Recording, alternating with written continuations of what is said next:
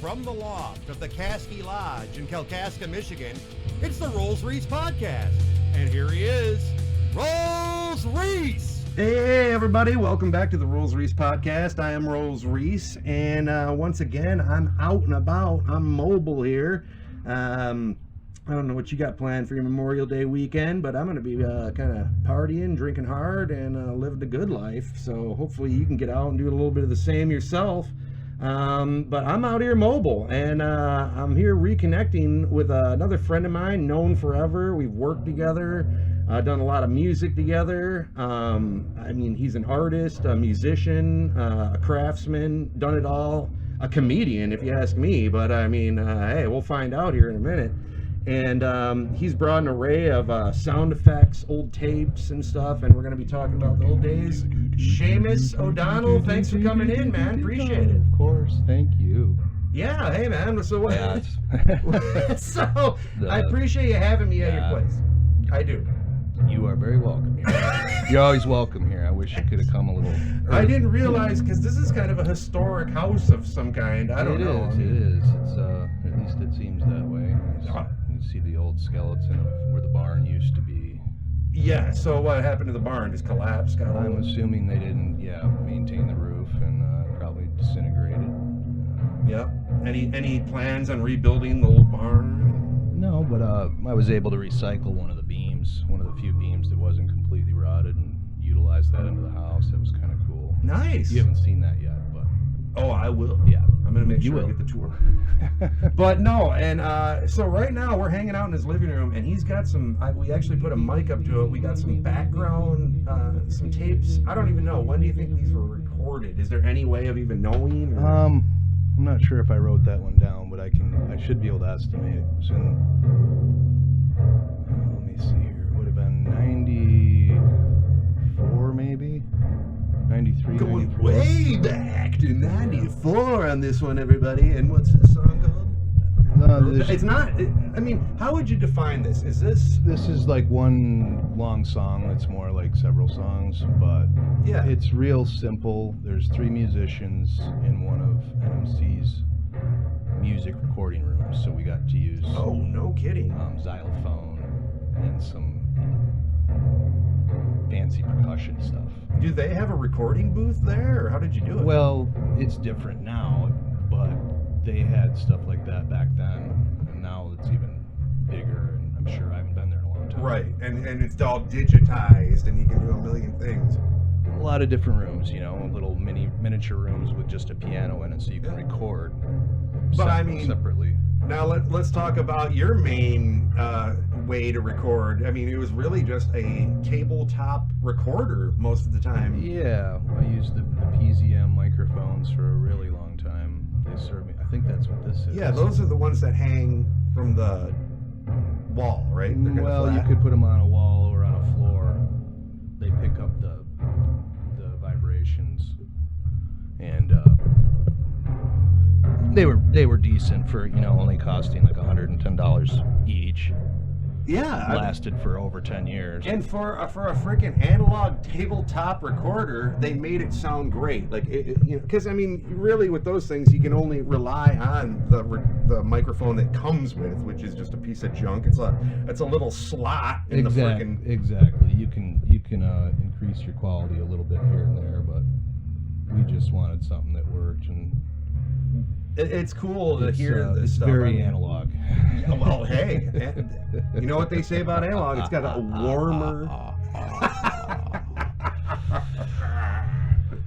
It's that little eerie kind of a cathedral in the fog kind of a feeling. It's cool you had access to all this too, and but I remember back when I don't even know why you guys decided to get to know me, because you and Aaron and a few other people decided to say, hey, we'll hang out with this kid who's 4 years younger than us.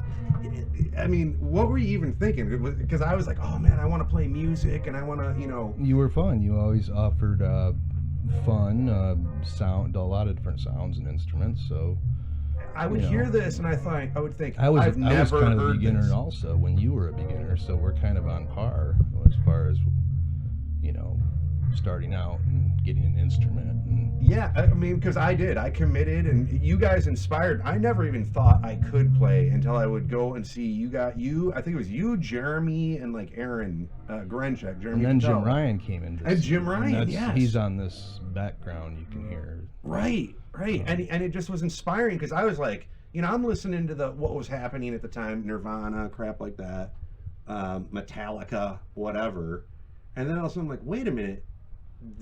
I like this too, and it's within my reach. I could play this. I mean, so now, yeah, let's go get a freaking drum kit. Let's get an amplifier. Oh, yeah, let's make this happen. And you guys would let me. Hey, if you buy this stuff and you show up, you will be able to play. You know, it's, things have really changed as far as obviously, and everybody knows that. Technology, has changed a lot, and right. Times have changed. This song used to be really popular when we were in. Well, let's bring I think it up. What would have been about 6th grade? I mean, kids love this. So when you were in 6th grade, this next song. This is selected randomly, of course. Okay.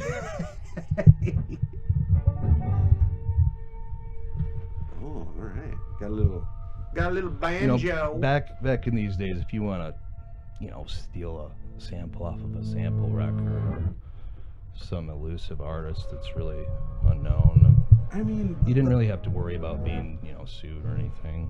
The college was a big source of material because I remember you came up with like these, what were they, psychology tapes or like some interviews with, I can't remember what they were.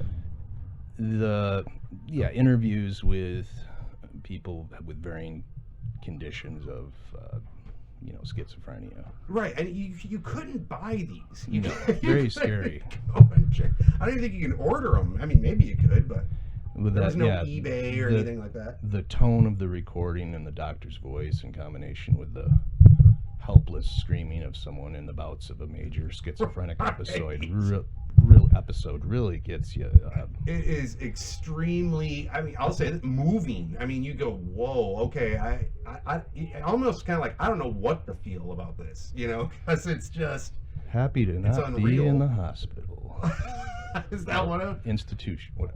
Yeah. What do they call it? A sanitarium. There's a lot of different names for them. It almost sounds like that would be like a janitor's college. Go to the sanitarium. Learn how to clean things up. Especially after this. Maybe we should open up a sanitarium. I mean, the pandemic. Well, here's the commercial for it anyway. Take a quick break. Listen to our sponsor. This is brought to you by...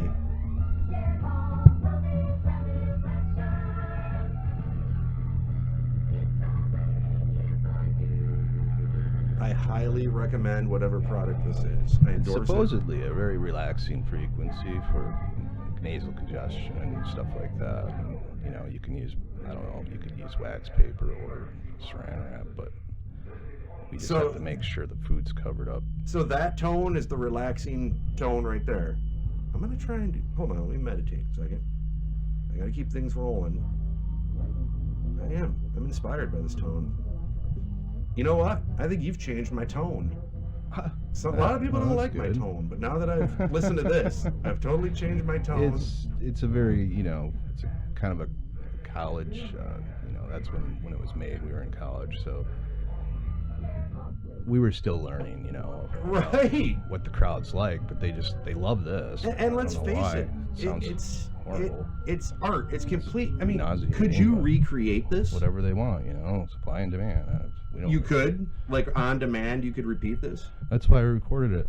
Well, I guess you could play the recording again, but like you couldn't play this live. Let's say that would be pretty hard. But we could. Some people we could recreate it though if we spent the time. Yeah, you're right. For sure. You're right. We could even find the original. This is only a test. Which is, I think some of these are actually. I'm sure it's on YouTube. They used to use LPs for samples. Did you know that? Yes. You would buy sound effects records. If I'm not wrong, I've heard of people doing that, buying sound effects. And you could buy jungle sounds, whatever you wanted back then. But now, why not just download them? I would think. Yeah, well, or just For stream some them reason, for I free. just still want to use old, bad sounding, coarse things occasionally. I haven't figured out how to do it other than mixing it with itself. Yes.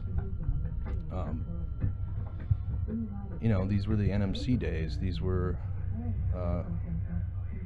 days of exploring different types and realms of music that I had never been exposed to before. What were the methods you would use to get some of these cuts and different rates, playback rates and whatever? Jim Ryan was a volunteer at WNMC.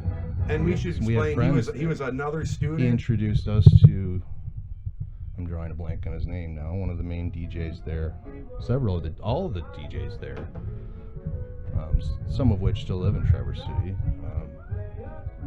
And then Brock eventually volunteered there after Jim met him. Jim influenced a lot of people. And, we were able to play live there a few times. And what was he bringing to the table? Just the ability to mix these tapes and master them? Or, I mean, well, because you said he changed a lot of things. Well, I may have influenced him a little bit on that, but we just like to create and mix and experiment, and he definitely influenced me with certain styles of music that I didn't even really know about very much. Yeah. But now they're some of my favorites of all time. Totally. So he encouraged me to learn, practice more, and but a lot of it was just, having fun. I just realized I just sounded like a jerk. What did he do?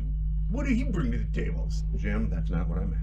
That's not what I meant. I haven't listened to noise for so long that it's once in a while, You know what? My regular listeners, they're used to listening to noise all the time. Every time they tune in, they're hearing some kind of random noise. Cutouts, yeah. But don't really hear much from Ricky. I noticed that. Gosh. Well, Ricky is, we're mobile here. I'm at a guest at Seamus's farmhouse out here in technically Rapid City when I looked it up the address, but it's more Keyway in my mind. And Ricky's, doing his thing. Right now, it looks like he's just kind of looking up a tree out in the yard. I have no idea what is going on. I tried to make I made eye contact with him slightly, just for a moment earlier, and he didn't really look very interested. I mean, the window is open. Let me try. Ricky, come over here and talk to Seamus. Oh, no, he's blaring the damn music. Ricky? Come on, Ricky. No. Well, no, he's walking the way. That's what he does. He got you here on time. That's what's important. He's my driver, and the reason he's my driver is so I don't get a ticket. I don't care if he's been drinking. If he wants to risk getting a ticket, I don't care. So I am slightly worried about that when he drives me, because I don't think he's as worried about getting a drunk driving as I am. So that's the story with him right now. I mean, if you need a ride somewhere, I'm sure you could hire him out. He is an odd character, but he's just a kid anyway, right? Yeah, I mean, well, he's an intern, and 20-something. Quite frankly, I haven't heard from the college in a long time. They haven't asked me for any paperwork, so I think they were maybe just getting rid of him. Right. I just feel like when we were his age, we were a little more outgoing and excitable, if you know what I mean. I have seen him animated on the phone, yelling at people. I think it's just me and maybe he's intimidated by the older crowd. I hate to say it, but 43. He spends a lot of time with his phone. Yeah, he's on. He's always looking at whatever was in that tree didn't interest it. Oh, it's a squirrel. See it? Oh yeah, gray squirrel. There's all sorts of wildlife around here. Well, at least now Josh was at least saying, he's learning about nature a little bit. Josh was saying he had raccoons getting into his trash. Do you have that problem out here? It's happened, but only a few times, because I try to keep the garbage, out of their reach. Yeah. Otherwise, they would be visiting more often. We had an argument. What's more menacing, a raccoon or a bear? I think the raccoon is smarter. They're going to get into more things. The bear, it's really strategy to shove on things really hard over and over. It doesn't have Run the opposable at full speed, thumb. or I don't know. But I think I'd just take the dog. Oh yeah, there you go. Then you can then you're protected on both sides. Yeah, it depends on the dog, right? I mean, some of them, they just like everyone, and that's no good. That's the same. I mean, how do you get the dog to go, all right, this person is bad, but this one's good? You know what I mean? How do you? It's weird. You would never be able to have friends over. You know what I mean? If you have a strictly like a defense dog, it's only gonna like you. Right. It's trained. It can't like anyone Well, else. you have They can't tell the difference between. If you don't have a good dog training instinct and the ability to read about your special breed, if it is special, then obviously you'd probably be better off just getting like a cat or something, or a parakeet. Parakeet, there you go. I remember the bird thing was popular for a while. Some people had birds. Did you ever have one? Or? Oh yeah, I was really into pets and birds and all sorts of stuff like that. That was definitely my obsession. Did you have more than one bird? Oh yeah, over a period of years. I mean, I remember some of them were pretty hostile. I remember this one took a couple chunks out of my face. Well, it wasn't your bird, but it got on my hand, and it just started like biting my finger, and each bite was like a hook, because their beak is hooked. Like a hook chunk would come out of my finger, so it was just taking chunks out of my finger with every bite. And after that, I kind of had a fear of them. I mean, what was I doing wrong there? Was it just me, or what? Believe me,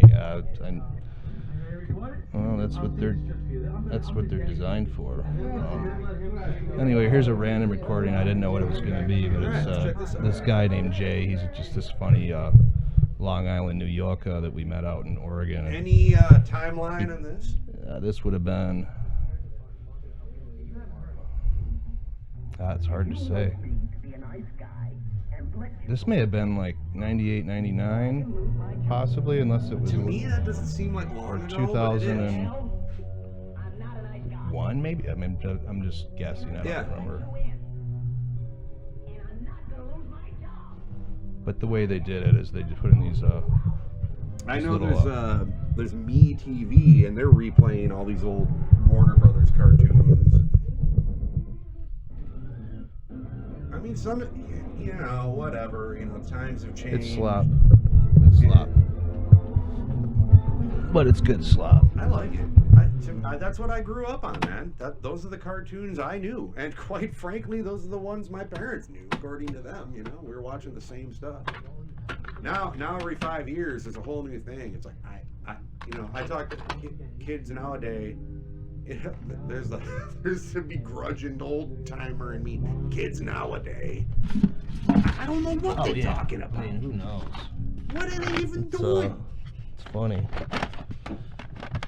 So, I mean, what I'd like people to know is that, after they absorbed me into the music culture and we were all hanging out in the Berg and jamming, we all had tape recorders. Everyone did. And so right now, Seamus is going through a cooler that is filled with tapes. They're all poorly labeled, or not all, but. I mean, they all have different labels, you kind of tried to customize them so they'd stand out. And I have a bag of tapes at home. It's only a grocery bag, but it's filled. It's filled almost all the way up. I still own a Walkman, and every now and then it's cool to bring. Oh, this is good. I was looking for something with rock in it. This will be a little more.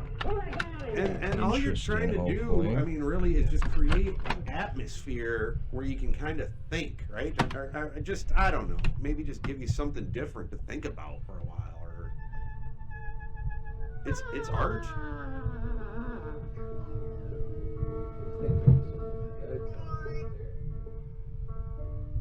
I think this is okay. It's kind of a music thing, but I'm pretty sure Brock's doing some vocalizations.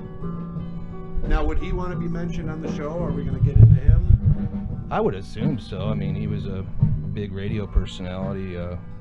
How did you end up even many years of reggae as a volunteer, like I said? And an MC? Through Jim Ryan, because Jim Ryan was the person that connected other people. Tie that binds. I guess. I mean, he's just an outgoing person, so yeah. Yeah, I mean, he was always very nice to me. You guys lived over on Floresta Street. The house is still there, but there's an apartment complex. Floresta Eterna, yeah. It was an amazing house. It was like a maze. It was just this, I don't know, how many bedrooms were in it? 6, 8? I always loved that place because it had a grandioseness to it. As like far a as grand hotel. Big front porch. You know, yes, big basement, big stairwell, big everything. Really big basement. Corridors. Plenty of rooms as well. Hostile roommates. Yeah. Well, from time to time. I'm just picturing all the we recorded in different areas in the basement. You know, there was different eras. But you would, I would be invited to, you guys would have parties where you'd be jamming and playing music. Oh yeah, you would allow me to show up and play music and hang out, and that was a fun time. I just gotta say, those were, every time I drive by that house, I'm like, I kind of wish I could just go in there. Oh yeah, it's a lot of memories and songs. And I wonder who lives there, you think? No, I mean, you think it's one family? I think it's changed ownership a few times since back then. So I'm not really sure who's there now.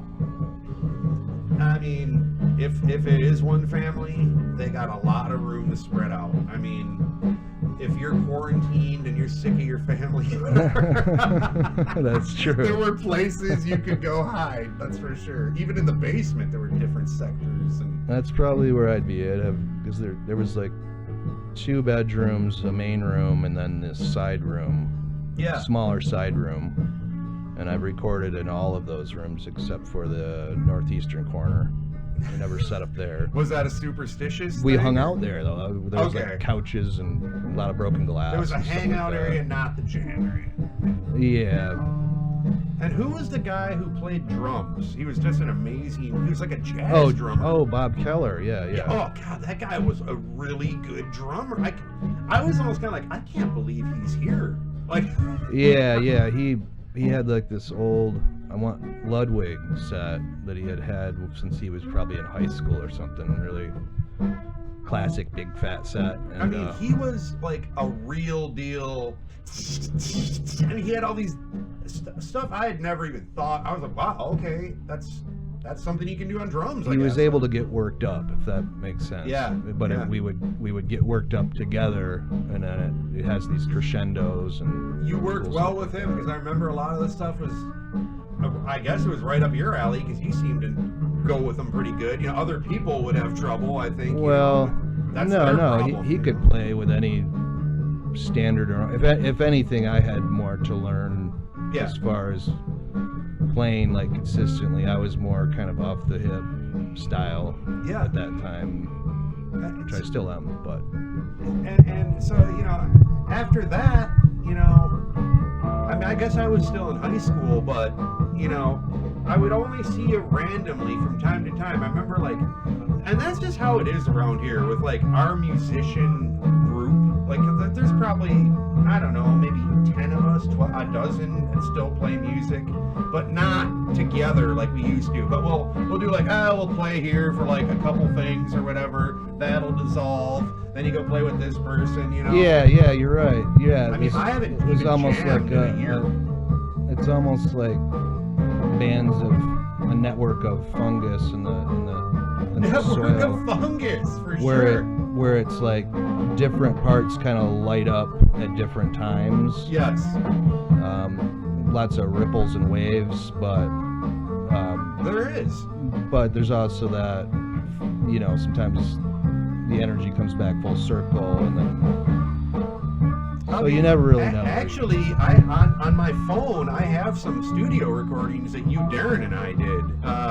Oh right. I wanted to get the I wanted to get the last version of It's Not Funny, because I lost that one, and that was a much better I will mix. get that to you today, right before I leave. We will get that to you, because you have a laptop here. I have it all on a zip drive. Someone's playing the electric drill in this song. Who do they think they are? Eddie Van Halen? Because that was you know, okay back then. You could we'd play Popcorn Machine, you know. You know, and not only that, it's drilled into my memory. That was a stay up all night, but you know. Right. That album was called Corn. If you Corn? Corn. Okay. I laugh because Darren and I did a song called Without Corn, our Gus Bellinger too. Oh, okay. And, that sounds cool. It was about like how farmers. It always seems, and I don't know this for a fact. It just seems this way that farmers who have a tough time making their farm work, a lot of them work as truck drivers as well. And so without corn, you're having to live on the road as a truck driver. That's and we're back. Going. As always on the Rollsreece podcast, there's a glitch. That's what I hear. You should have heard what we were talking about. Oh yeah, I mean, that glitch must have lasted at least 5 seconds. Oh my God. 6 seconds maybe. No, I mean that story you told was so moving, but I don't know. You said you don't want to repeat it. I used to be an auctioneer in former life. I could say quite a bit in a short period of time. I mean, and I can't believe you actually did a little bit of the auctioneering voice, but then you said never again with a tear in your eye. So it's emotional, you know. Yeah, going back. That was a tough one to hear, but hey, you know what? It glitched out. It didn't make the final cut. I'm sorry. We'll get something put together here, you know. So now speaking of Jim Ryan, do you talk to him much anymore? How's he doing? I haven't talked to him real recently, but I know he's doing. You've always stayed in touch with him. Yeah, I know he's doing well. He's always going on some sort of adventure. I think he's taken full advantage of the conditions of the past year, if you want to call it that. But he's still, his family has continued to grow. Now he has a grandson. Probably grandson. Wow. Okay. Yeah, because his oldest son is about the same age as Lydia. So. Oh wow. Okay. Great. They're about the same age. So. That's amazing, man. That's amazing. Yeah. I mean, because I've been around the whole time, in and out, whatever. But you see the kids grow. You see them grow up. I mean, you're the parents, but I will just drop in and go. I just realized I've known you your whole life. You know what I mean? Like your entire life. I mean, people don't know this, but we shared a garage at one time. Yeah. Lydia would come over. It's a small world sometimes, after all. It's just like, it was almost kind of like it would have been a funny sitcom. Sub-family or something. Yeah, it would have been a funny sitcom. Like Josh lived there, remember? That's right. Didn't he have like a pet tarantula or something? Scorpion? Did he? If he did, I'm glad I didn't know about it because I'm terrified of those. Oh yeah. But so yeah, I mean, and then through the years, same with Aaron's kids, same with the Nagy family and stuff. The kids and stuff. It was their idea to get me this microphone. They see me as a character. That's the way I want them to see me. You know what I mean? I want them to know, yes, I am a clown. I'm a goofy character. You know what I mean? Yeah, that's good. Don't take me serious. You know what I mean? I'm on your side. That's one of our connections is just that respect for the clown side of things. If you want to put it that way. Yes. I know some people don't like that word very much, but we think of it as in my mind, more of a classic for the good type of. We're gonna have to play some clown music. I have it right here. I mean, Brock was like a king among clowns. Jim was too. A lot of us are clowns. I mean, think about it. I was just around, and it was almost kind of like you were just watching him. I don't know. Is it like he was always on stage or something? I don't know. Like he was always. So I don't know. I mean, some people are like that, where you're kind of just always like you're the audience member, and it must be tough for them. I don't know. He was spontaneous, where he could be talking to you half normal one moment, but he learned to like putting on a show. Literally, he liked the attention. It seemed because like he could have people literally collapsing in their seats with laughter. I mean, you're right, exactly. What did he say? I don't know if it was like he would go off. He was like a ball of energy or something, and he would just one thing that he said I'll never forget was Ford, Lincoln, Mercury can never be friends. Oh yeah, yeah. I have Ford, Lincoln, Mercury must be friends. Like he like in a split second he rethought it. Yeah, like he would contradict himself. He would basically almost get in a fight with himself which was half. And that's totally what it was like. That was yeah, a like big part of the humor. He was in an argument with himself. So I mean, I remember sitting for hours recording him at his apartment, and it was a very interesting time.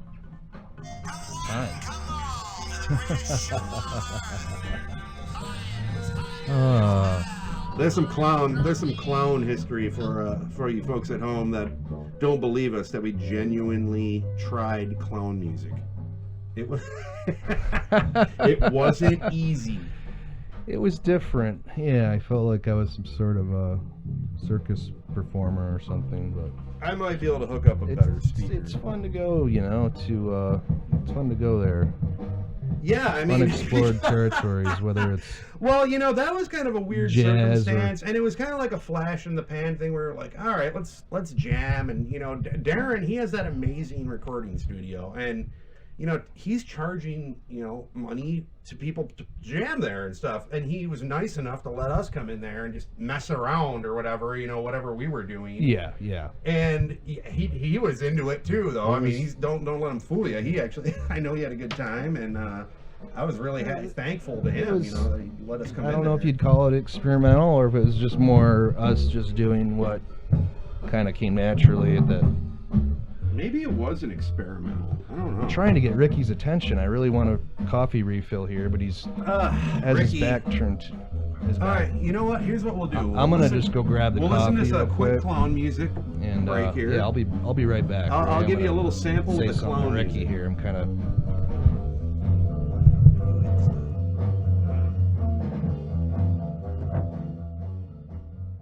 All right.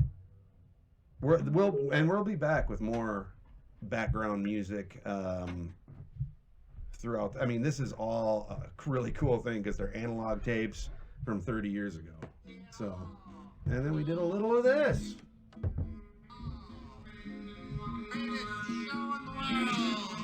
aboard, the circus is in town.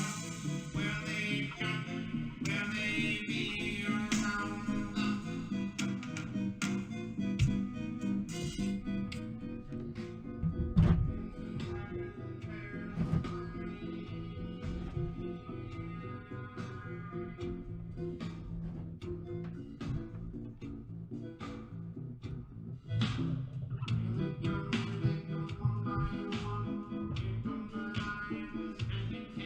I mean, if you don't feel like you're at a circus while you're listening to this stuff, I don't know what you would, you know what I mean? Now, I want everyone to know any of the background, wow, wow, I believe that was you, because you did like a secondary vocal cut, or I don't even know what you'd call it, but we recorded the vocals twice. Oh, right, remember. yeah, you have that layering potential with Darren, so and it's beautiful to add just little touches. Yes, and I listened to this and I'm like, this was not what I heard at the time. Like, this is I just want to let people know it got cleaned That's up. half the fun is if you try enough variety and then you stockpile enough of it and don't listen to it for several years or decades. It's very fun. Yes. You only remember, a sliver of it. Mm-hmm. And that's why what I've been learning too doing this podcast is people remember, I've heard people talk about it before, but they remember stuff you don't remember. They fill in the gaps, Yeah. You just, wow, I don't remember that, but it happened, you know what I mean? So good to know. Thanks for filling in the gap, but that seems to happen to me a lot. I don't know why. People are always like, let me fill in all of last night for you. Yeah, How about that? and it's like you had a blue car, right? No, it was red. Oh, okay. I swear it was blue, but And it always happens to where people, they come in, or like I'll run into them on the street, and they remember you really well, and you don't remember them at all, and you're just going. You don't want to embarrass yourself. I don't even care anymore. Like I'm just saying, I don't remember you. I'm sorry. Where do I know you from? Well, I've always I like being blunt, you know. You have to, or else what are you Speaking it doing? the way You're it playing is. a game of charades? You know. Yeah, If you of have course. a kind tone in your voice, you should be able to speak honestly and bluntly. I mean, if you don't say hi, whatever their name is, the go-to thing is, so how you been? Oh, hey, how you been? All right. Well, you should just have him talk to Ricky, you know, and at least when you're with him. Social classes with Ricky. Walk away. On to Ricky. That Don't would be talk to that would be a people. fun way of being insulting, lack of better words. Oh man.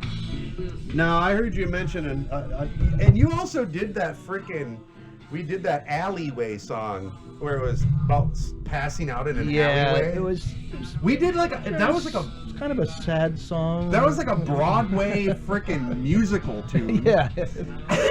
For a play that was never actually produced, but you know, you could call it Yeah, so we're At least the music's ready for the play. Right. I mean, if we put this Brock clown used to write song, plays. He would write. He'd put the screenplay to your song. Oh, I mean, because your musical. Sorry, musical. Well, it doesn't have to be a musical. Maybe these could just be background tracks. You know, like if there's a montage, it's like, we got to get this circus tent up. So we had that, you know, and we can fade back into some of the other stuff we were listening to. But I do have that other song, Isn't It Funny or whatever. And that was one that to me, that was like, wow, this is like I don't know what a radio. It almost tune sounds would be. what younger people might call normal or not. It doesn't mean that they like it, of course, but it's kind of a long one, but you know, it has that a little more, yeah. It's hard to put words to it other than it's just. And you know, I mean, here's the thing: everything we do is an improv song. We're not talking about this beforehand. And I know a lot of you out there, yeah, I can totally tell. Well, you know what? Put it in the comments. I don't really care. Whatever. But you know, I think it's pretty good for, you know, we went into the studio. Or an off the cuff. Just an off the cuff jam. And through the magic and weaving of Darren's recording studio, he got the levels sounding good, put in other guitar tracks, and to me, this is like a mainstream tune, or it could be, or maybe I'm thinking more like the 90s. Like in the 90s, this would have just been. Yeah, maybe, right. It's like, well, it sounds pretty good if it were made and released. I don't know. That's the thing. I don't even know what year this would be. 98. I don't know. I mean, because I remember like the Butthole Surfers, and I was talking to Josh about going to their concert in Bellevue Lakes, but like they were mainstream for a while there, even as, you know, tripped out or whatever they were. Sorry, I didn't know if you thought it was too loud. No, I was just trying to be cool, even though I'm not. I don't have a monitor on me. Right? This is kind of a cool new thing we're doing here, where we have a third mic that is just recording like stuff we're listening to in the background. And really, tell you the truth, when I'm hanging out with friends and just, you know, we always have music or something going in the background. This is totally normal. You know, I just hope it balances out in the end. I don't know. It is what it is. I'll like it. I know that a lot of my songs that I would call my favorite today, the first several times I heard them, I actually didn't like them at all. So that's just how my brain works. I have to be exposed to something in order to develop any kind of anything. Yeah, I don't like anything. First time through, throw it away. I wasn't a big fan of reggae, but when I went to Jamaica for just 5 days and read this tour book thing had a little history section in it. I read that. So then and just listening to the music while being there, you know, now I can appreciate it. Now I love it. Was there like street music, or where were you seeing the live? Actually, we got there the day after Yellow Man had just played in the town that we were in. So we missed that. Big fan. That guy is amazing. Just radios, you know, people playing radios and selling records out of what you might call a shack, you know. There's a lot of that. So you just missed that. But Brock loved reggae at that time, and he was the volunteer So he was on the trip with you? DJ. Yes. Okay, nice. Yeah. Nice. It was interesting. So to sum up, the reggae trip that you took for 5 days and the tour brochure that you read changed your life. It was 3 of Jim Ryan's friends, me, Brock, and I forget her name.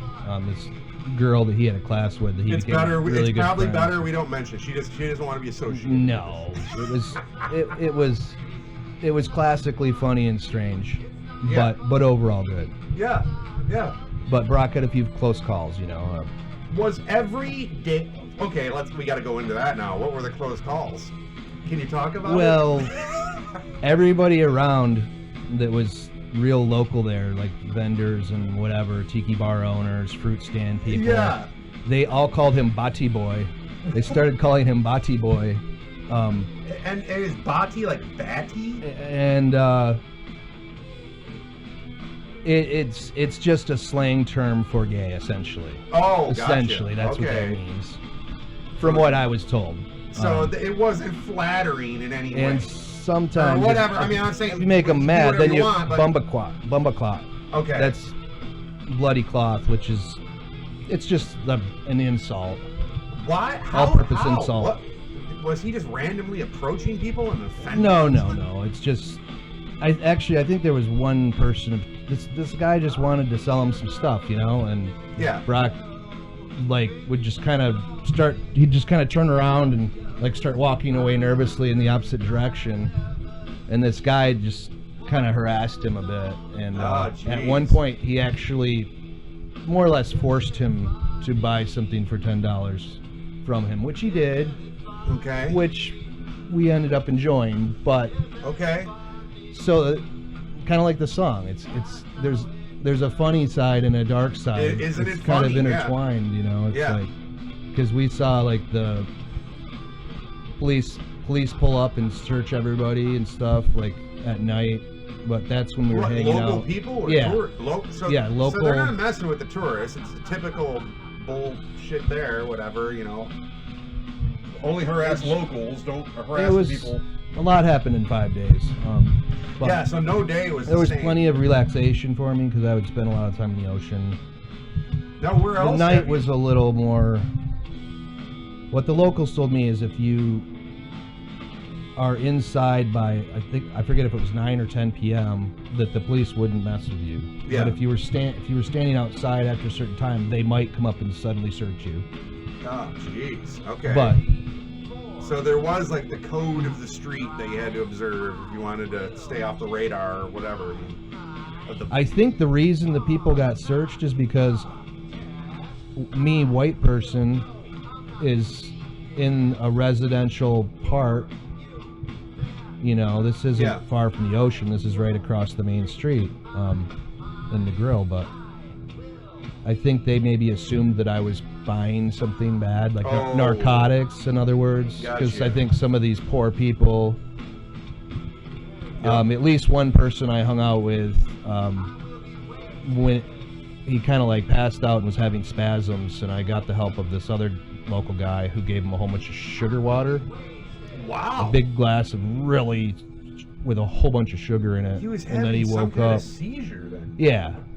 And I think the guy assumed it was a diabetic seizure, maybe. Wow. That's why he gave him sugar. I don't know. I mean, because I'm sure, not everyone. I don't know. I don't know a lot about Jamaica, But you see that part of it, you know. Yeah. It's if you're a tourist,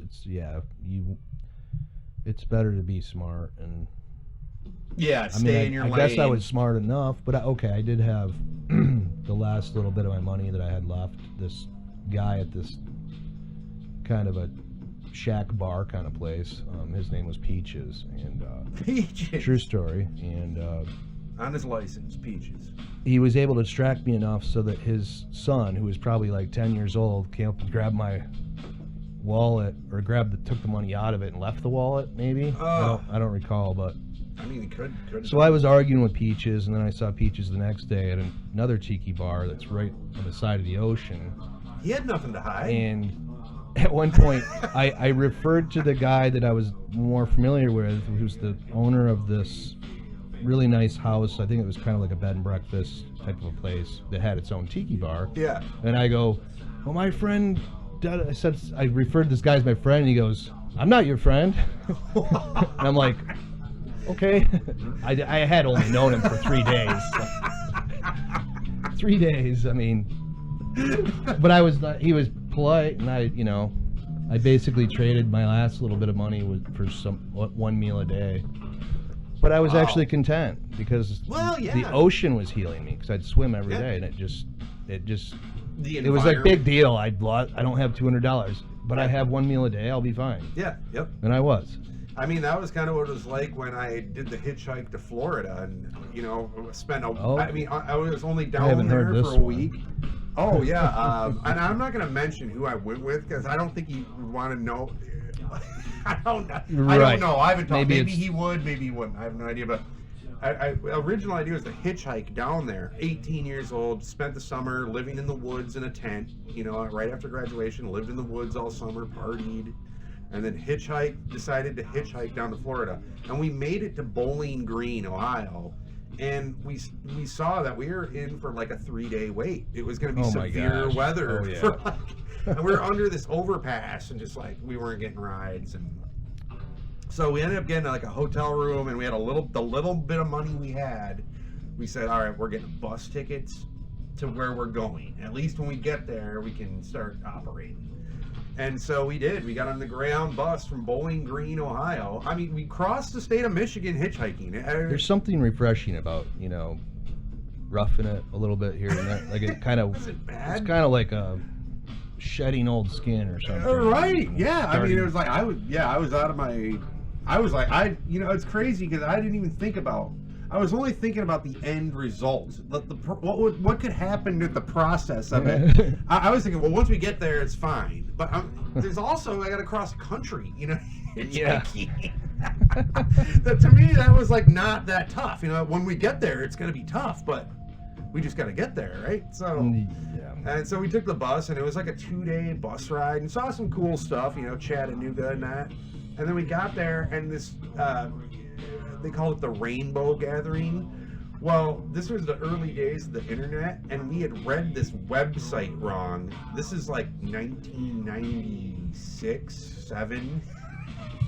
And these people we were 2 months early. And so we could not link up with them at all. And we were just homeless drifters, could not get a job at Burger King. After 5 days in the homeless shelter and eating the 1 to 2 meals a day in the homeless shelter, like you're saying, I'm sure you probably had better food. We had old donuts and soup. Yeah, I guess it was better than that. And at night, all they gave you was like, they'd open up a garage door, and there was like a garage, and they would just pull mattresses out that smelled all of them like pee. Oh boy! But it was better than laying on the asphalt ground. But it didn't matter because all night ants and cockroaches were crawling all over you. Oh God! It was disgusting. So after 5 days of that, I was like, well, none of these jobs. We applied for jobs day one. I mean, but no one ever. Our phone number was the homeless shelter, so I don't know who was answering the phone at the homeless. It was supposedly like this thing so you could get a job, you know what I mean? But it was like homeless shelter. For some reason, maybe they were a little biased against that. Who knows? I mean, well, so I don't know. And then finally, I was just like, I had to call my mom and be like, hey, I got into a tough situation. All I asked for was a bus ticket. They were $60. They were to cross the country. That's $60, not bad. Yeah, I remember paying 70 something. I think 3 days of hell. I mean, it takes 3 days to get from Michigan to Central. It's like Florida. A really long, weird dream, essentially. Oh my gosh! And I didn't really talk to a lot of people. When we had just seen a Star Trek episode right before we left, so. In one of these episodes, they talked about this god Vol that just takes care of them, and it's it ended up being like this machine, or it was an evil machine, whatever it was. And so we were telling people on the bus on the way down, they're like, "So what's your guys' story?" And we were like, Well, we follow Vol. He takes care of us. All you have to do is Oh my ask him. God. we just kept That saying like sounds the like the plot kind of line thing- of this Star Trek episode. Kind of thing that And a few people are like, really? Oh, tell me more. And I'll Chamberlain would say something like that. You know. Exactly. We actually videotaped this. We were riding the train from Michigan back to Oregon. Yeah. And we ended up, like, kind of to our left was this guy we started calling Cowboy Bob because he had all the, you know, he had the cowboy hat, cowboy boots, certain kind of denim pants, and Rhinestones? the shirt with some rhinestone-ish kind of stuff on it. Nice. And he was befriending a younger lady. They started talking and they were drinking wine and they got pretty buzzed. I think they were just like trying to pass the boring trip, as a lot of people do. But I remember Cowboy Bob eventually reclining some sort of weird position asleep and snoring just so loud, like, and we videotaped him and he woke up with us videotaping him snoring and he's like, what do you want? we made it fun. Like, it was like I was videotaping him having a conversation with somebody without him knowing it, just because I used to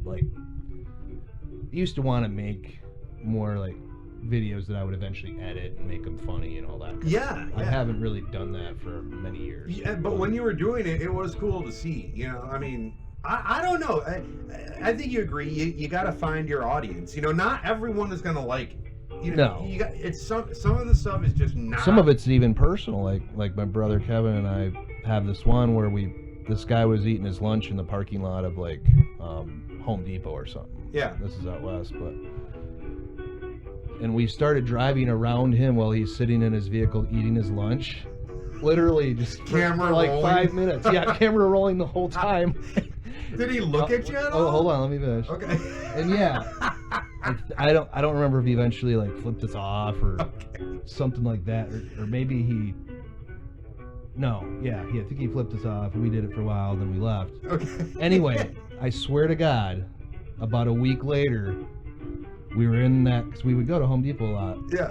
And he's there eating his lunch again. We just happened to see him, and I was right in this little phase where we would take the camera with us everywhere we went and try to get funny stuff. And we immediately start circling him again. This is a week later in a big parking lot. He parked almost in the same spot. And oh man, he just got this look on his face like, I give up, and he just drove away. That'd be an interesting way to make a movie. Just start finding. He was kind of like, not you again. Just find people who live their life in a routine, and so you could just show up at certain times I don't know. and film them. I think the beauty of it was that it was by chance. You know what I mean? Yeah. We even noticed him eating lunch in the first place, let alone a second time. That was just kind of lucky almost. I don't know what I would think if that happened to me. Like if I was the guy on the bench, I think I would notice, but I don't know if I'd do anything about it. I'd do the what the doing here look, you know, like what the. And then we went. I remember being in another restaurant and just going right up to the big picture windows where there's a whole bunch of people dining and just videotaping them eating through the window. And some people would just kind of like purposely ignore you, like don't give them any fuel, and maybe they'll leave you alone. But at least one guy was getting really mad. No, he was getting really mad to the point where he came out. But we were very fast. You were missing a key thing. You needed big cardboard signs that said like "Chow down" and enjoy your meal. Digest it, man, or whatever. Can I have your leftovers? Please. Doggy bags rule. Imagine if you were like a really big person doing that, saying, "Can I please have your leftovers?" Like, and they're thinking, "You're not even starving." It would be all based on how sad you could look. Or be a really thin person. Then what would your sign say? I'm not hungry. Do you need that? All right. Guilt trip. Like he's not asking for anything. He'll take it if you. He's guilting you to say, "Do you really need that?" And then when you say, "No, I don't," then he takes it.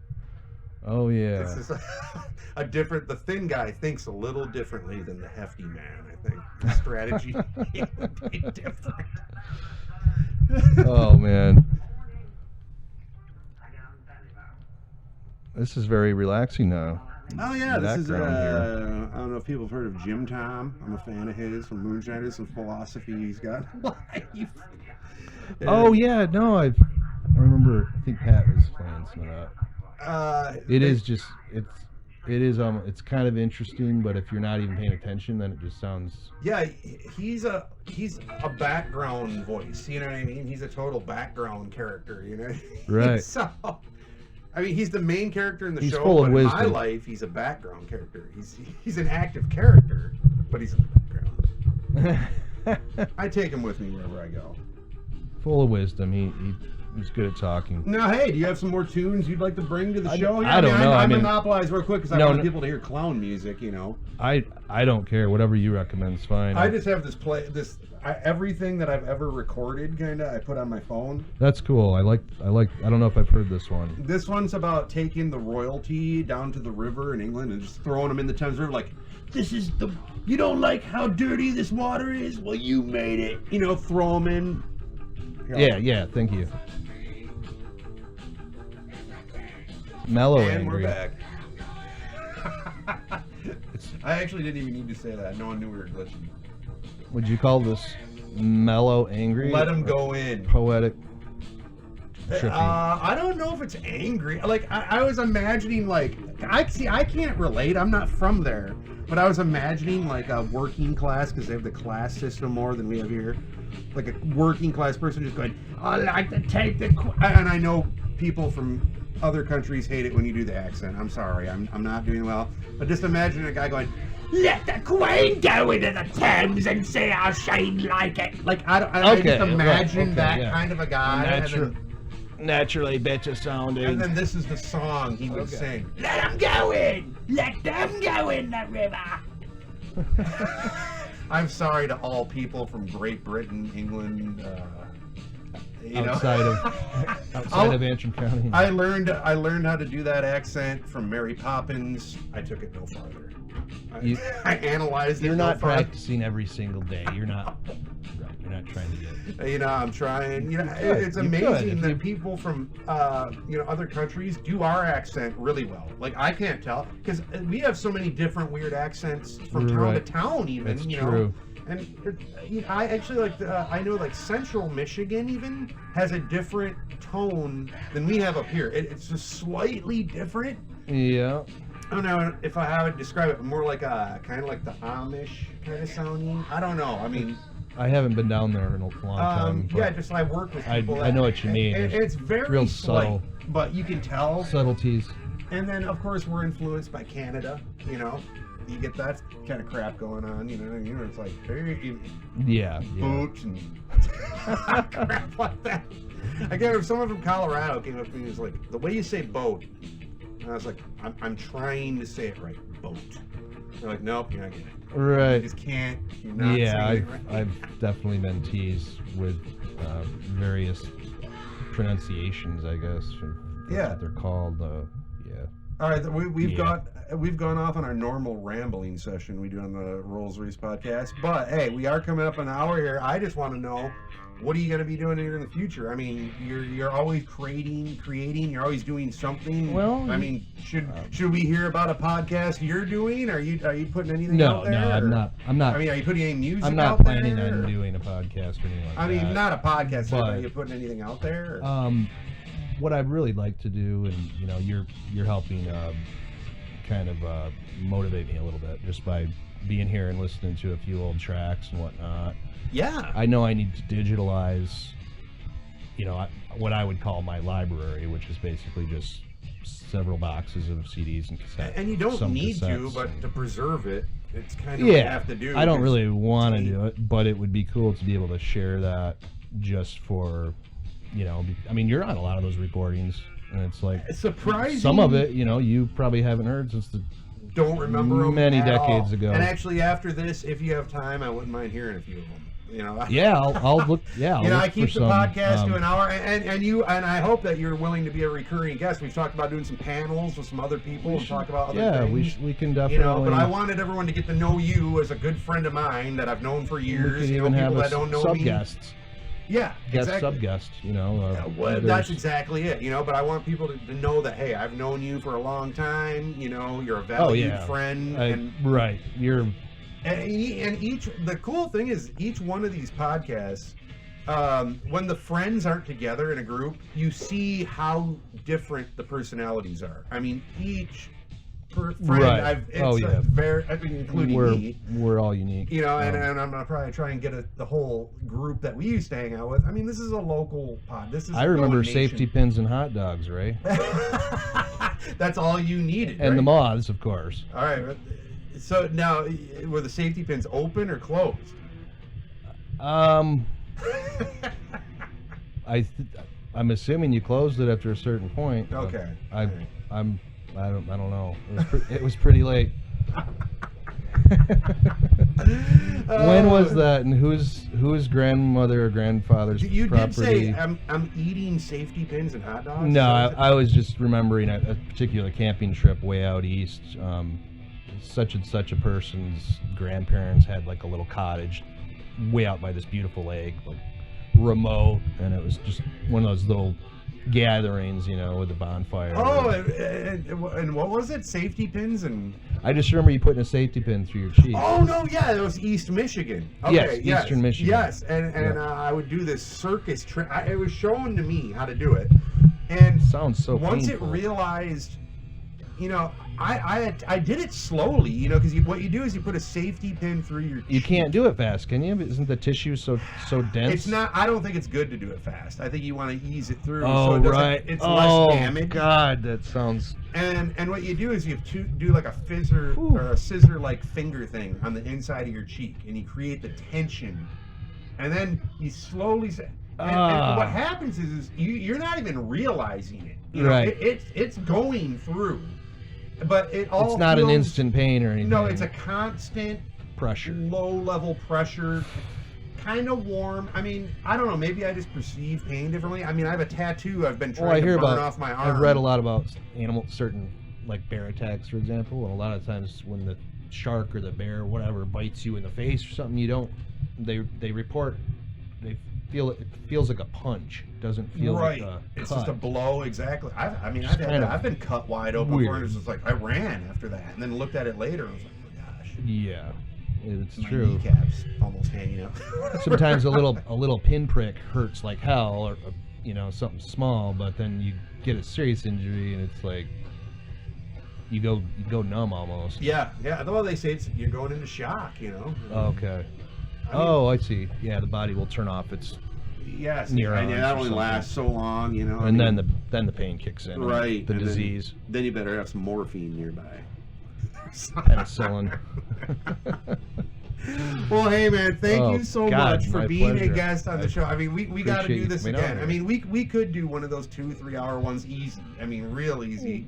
But hey, you know, I know you're busy. I'm giving you. You only got an hour a week. I appreciate you even listening an hour a week, folks at home. You know, and I'm glad you could meet yet another really great friend of mine, Seamus O'Donnell. Known him forever. Known the family.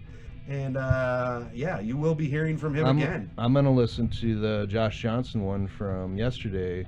Well, that's actually from last week. Okay, I see what you're saying. Okay, weekly. Yeah, I'll be interviewing everyone. Again. I'm a little podcast ignorant. Okay, I'm not gonna. If big celebrities that are listening, I'd have you on here. But right now, all I'm doing this for is the people that know me and have any interest in just, hey, I want to hear what he talked about with whoever I have, because chances are everyone listening to this, they know me, they know you, to it's not varying degrees, like but a lot of it. I'm not into social media, but this would be like an audio kind of like one-on-one Facebook post or whatever, you know what I mean? So if you want to know, I mean, these are honest conversations. We're not really putting out much of a show that's true. Other than the music that's been played in the background, which has been a cool variety, and 3 cups of coffee and. So yeah, but anyway, I'd like to thank you again for coming on. Appreciate it. Appreciate you setting it up, and I look forward to hearing your next one as well.